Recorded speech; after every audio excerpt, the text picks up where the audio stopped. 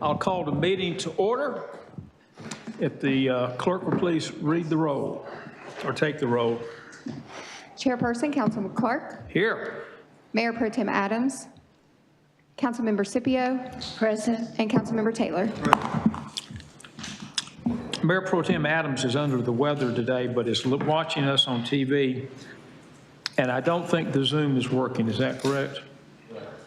So she said if I do anything she wants to say, she'll email me or text me. We'll see. See if I want to recognize her or not.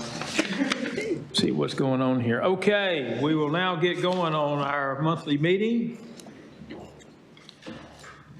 Consent items. We have 3 consent items. Is there any item anyone would want to pull? C1. C1, any others? I make a motion to approve the balance. Second. We have a motion second to approve the balance. All in favor say aye. Aye. Any opposed? It is approved. Mr. Rao, you have C1. Item C1, report from the Film Partnership of North Carolina on use of city grant funds to support intern program.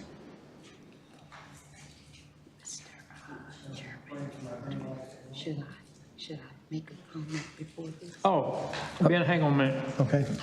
Ms. Scipio pulled it. She'd like to make a comment. I just wanted to say this is just one of those emerging industries that we have been supporting for many, many years in Winston-Salem, and it really started, as I can recall, when the Schoolyards Film School came to town, and that was somewhere back in the 90s, I believe. And to see where we are today is just another testament of how our community underwrites unique initiatives. So, Mr. Rao, just an overview of what we've done, what we're doing, and how this has impacted us so far. Good afternoon, Chairman Clark, Mayor Joins, members of City Council. So back in September of 2022, the City Council authorized a grant of $100,000 to the Film Partnership of North Carolina to support an intern program to help really grow the production workforce here in the Triad. The more union-based workforce exists in Wilmington and Charlotte, and there's been efforts, to try to help, bolster the production workforce here so that more film and television and even streaming productions could locate here. So it's been a couple years since that grant was awarded. They have provided us a report on their use of the grant, and that was included in the item on the Finance Committee agenda. Just very briefly, they were able to place 70 interns in 10 productions. And if you see there on the report, the interns come from various zip codes throughout the city. They've also established a number of partnerships locally with Winston-Salem State University, Forsyth Technical Community College. So I think we really have seen, productions here lately continue to grow. A couple, recent ones, A Little Prayer, which is actually, I think, playing right now at Aperture. And then the most recent production that wrapped up was The Bard. They have another production. There's another production that's scheduled to start at the end of this month. And so I would like to just recognize Lauren Vilchik, who's a professor on the faculty at the School of Filmmaking and also a producer who is involved in these projects. She's here, as well as Rebecca Clark with the Piedmont Triad Film Commission, Bernice Miller, and I'm sorry, sir, all folks who are involved with our local film industry. So they're here if you have any questions you'd like to ask of them. Okay. Ms. Clark, would you like to come up and say anything? Come up. That wasn't a question. I've got to tell you something. I was in the other room. It felt very, very lonely, didn't you? And it dawned on me. I was like, I thought I was early, but I'm like, sorry. Okay. Hi, everyone. Hi. Just general comment, how's the film industry doing? So it's actually doing great. A lot of you have heard that for the last 10 years since the film incentive changed at the state level, most of the projects are going to just Wilmington and Charlotte, because those are the two union crew bases. And so to film here, it actually costs productions more money because they have to house out-of-town union crew and pay per diem for them, travel them in, pay for housing. So with all that being said, I'm really pleased that Lauren, with the film partnership, she has been working as a producer on The Bard and this current film that's getting ready to start, and has asked me to help make sure that they find everything they need here, and we've done that. So for the second film, this is the second film in 10 years that has benefited from the state film grant. So I am over the moon because I want to see this industry grow. I want to see it continue. We have everything to offer, nothing to lose, and so we're on an upward trajectory, definitely, and I appreciate all you're doing to support film, to support the Piedmont Tri-Film Commission, to support what Lauren and Bernice are doing with the North Carolina Film Partnership and the Tri-City Film Consortium. It's just, we're building such a strong community right now, and it's very exciting. So. Is there anything we can do to get around this union issue? Well, I have talked a lot to the city managers about some sort of local incentive, but I think even if we worked through economic development to get some sort of local incentive, there has to be some sort of buy-in from the state legislators. It's something about the bill. Maybe Ben can talk more about that. But that's one thing I was going to say, because if we could get a local incentive, it would definitely change things and level the playing field a lot and get us more of the television projects too, like television series that spend a longer time here. Okay. Well, you and Ben keep talking. Okay, yeah. Okay. I sent him an article just earlier today about Jacksonville, Florida, offering, I think, a 20% additional incentive, but they have a pot of money that they use to help. And I know there's some ways that we could work together to make sure it goes to a good project that's going to provide longer-term job opportunities. So I definitely will keep y'all posted and keep talking to Ben. Okay, thank you very much. You're welcome. Thank you. Yes, ma'am. Just another question. The production that's going to be coming and starting here, is there anything you would like from our residents in how they can get connected to that production or not? Well, I would like maybe Lauren to come up and speak to that as the producer of this film, but I would say on the Piedmont Tri-Film Commission Facebook page, I have listed where crew members can get work on that, and they have lots of opportunities for extras, paid extras. So please like my Facebook page. And it's your Facebook page. Give us the identity. Oh, I'm sorry. It's Piedmont Film, the Piedmont Tri-Film Commission, but my website and the Facebook page is Piedmont Film, piedmontfilm.com. And here's Lauren, and she can give you more information about the partnership specifically. Thank you all for Can you having give your name and address for the record? Just Lauren Bilchik and 2524 Walker Avenue. Thank you. Thank you. So I am the producer of A Little Prayer. I'm the producer of The Bard, and I'm producer of Widow. Also an educator in the area, so I'm committed to the area. Also the treasurer of the film partnership. So the goal is to grow the crew base statewide, but specifically, I'm partial to this area. So this program has been instrumental. I did want to make the comment that the way the funds are utilized, we pay directly, the interns are paid to train. So the money goes directly to them, it doesn't go to the production. So I think that that's an important nuance. As far as how the community can get involved with casting, we've taken over Metropolitan Village as our housing, and they are really thrilled about facilitating space where we can conduct casting from that area. Not only housing, they're talking about building on and having it be a partnership and more creative involvement in the area. So we're really seriously considering that. They're talking about a podcast center in those buildings. So those kinds of conversations are starting.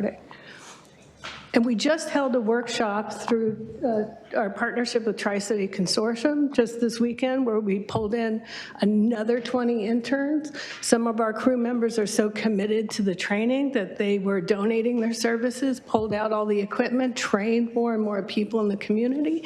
And I think we have another 20% of the participants who are interested in actually their first placement. So, Thank you very much. Thank you very much. Mr. Mayor.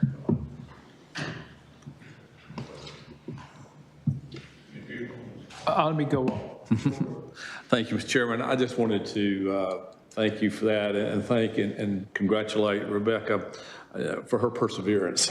We had a film that was coming here earlier this summer, and they needed a historic site, and they were turned down twice at 2 locations, but Rebecca, instead of giving up, had a brainstorm and said, let's just film it at Yesterday Village at the fairgrounds, which turned out to be a double good use for that facility. So Rebecca, thank you for continuing to push on. You're welcome. I'm happy to do it. Thank you, everybody. Okay. Thank you. We will now go to the general agenda. The city clerk will please read G1.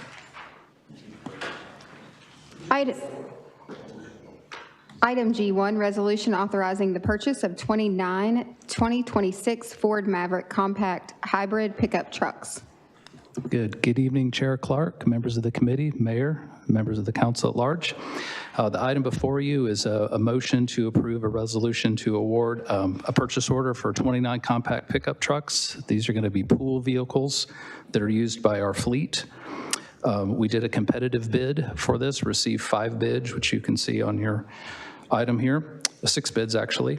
The low bidder is Parks Ford. Their delivery date is 180 days. And we do need to award to the lowest bidder who's responsive, meaning they submitted all the proper bid forms and they meet our specifications, which they do. So we're asking for an award in the total cost of $866,404 to Parks Ford. Any questions or comments? We'll vote on this first and second item. It's also trust. It sure is. We'll vote on this now. Can I get a motion to approve G1? So move. A motion and a second to approve G1. Are we voting orally? Yes. Okay, all in favor, say aye. Aye. Any opposed?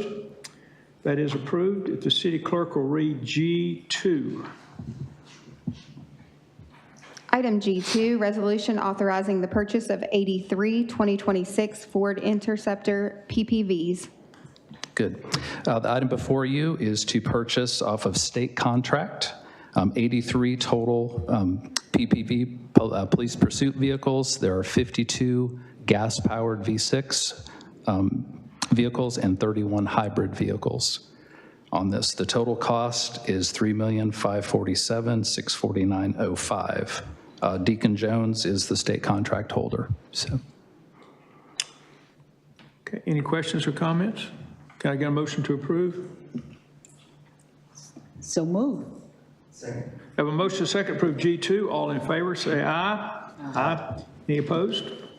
That is approved. Thank you very much. We will now go to G3. If the clerk will read that, please.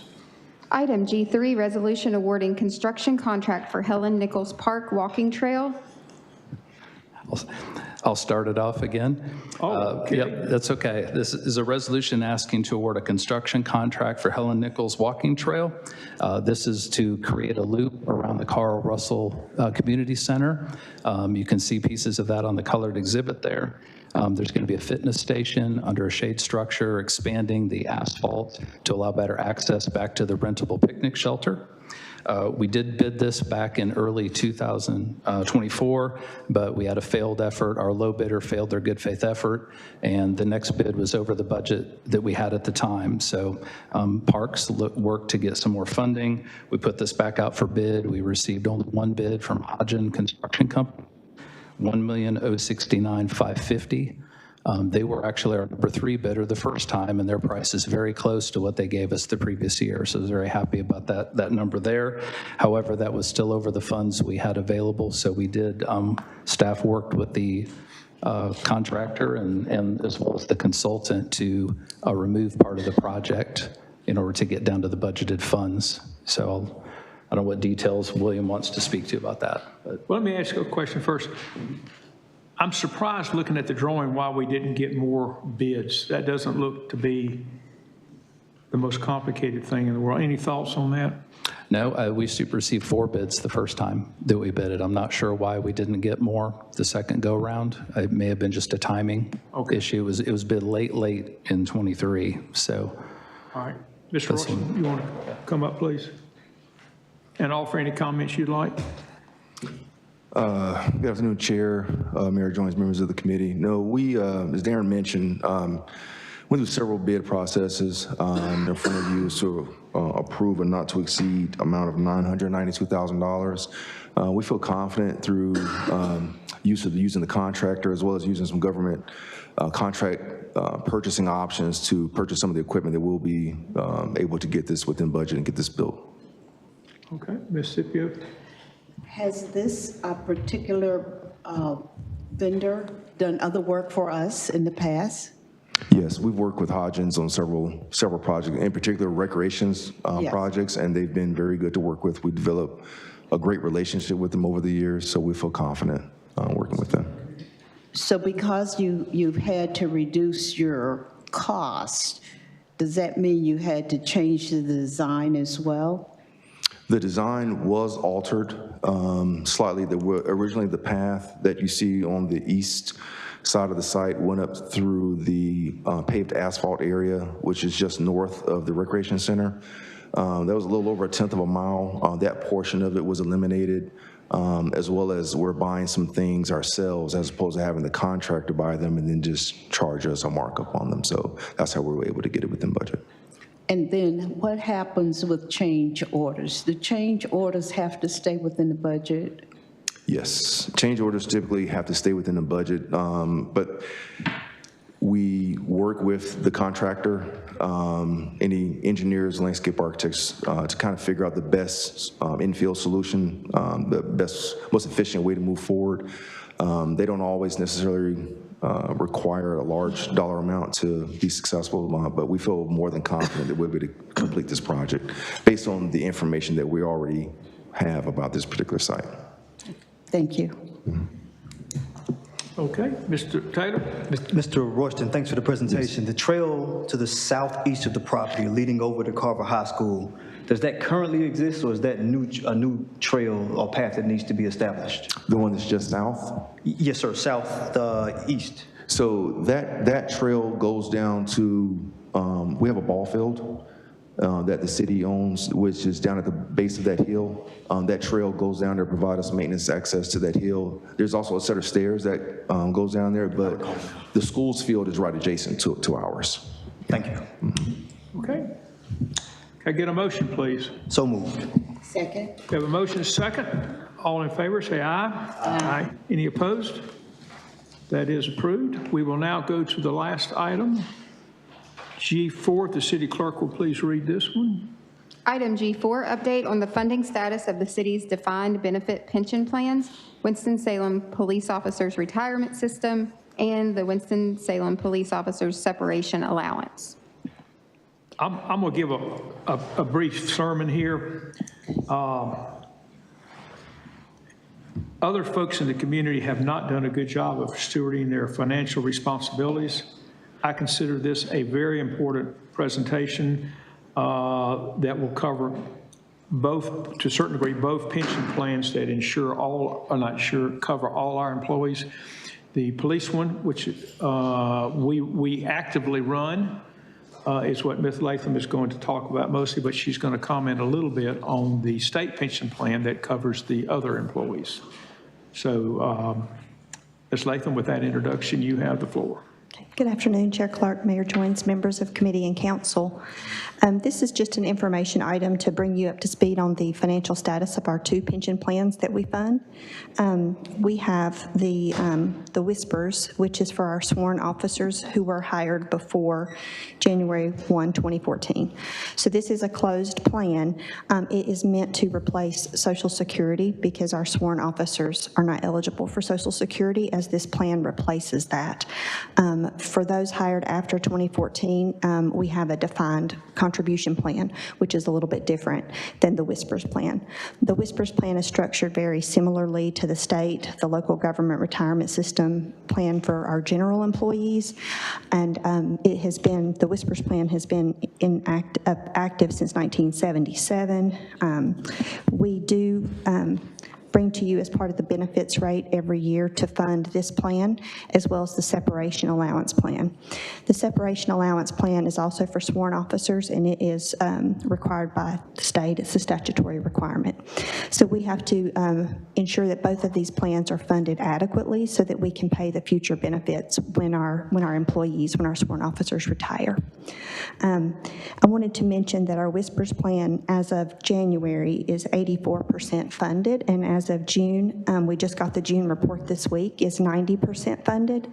The national average for state and local pension plans is 77.7%, so there we are doing better than the average plan.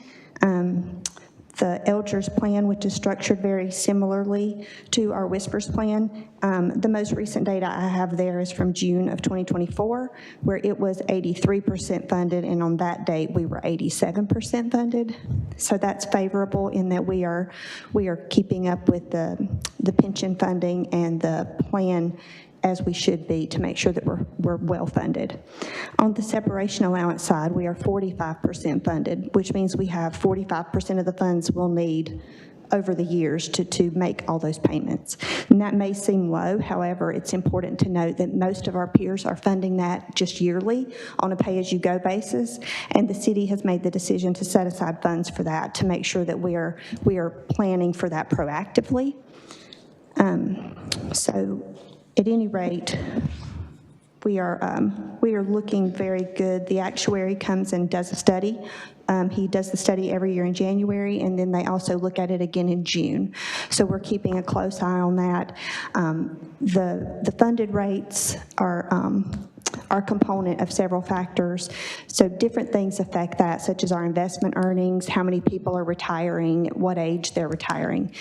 So it can fluctuate up and down, especially as the market fluctuates. We may have a strong year and we may have a year that's not quite as strong. So you will see that go up and down at any point in time, but over the years we've been very consistent with our funding ratio. The second page in your packet does show kind of a graphical representation of the funding. So the top graph there is our Whispers plan. So that shows that our total actuarial liability. So what the actuaries would say that we need over time is $250 million, whereas we have set aside $210 million. So that's where the 84% funded amount comes from. So our unfunded amount, which is that red line, so you see that dropping over time, and they're projecting that we'll be fully funded by 2038.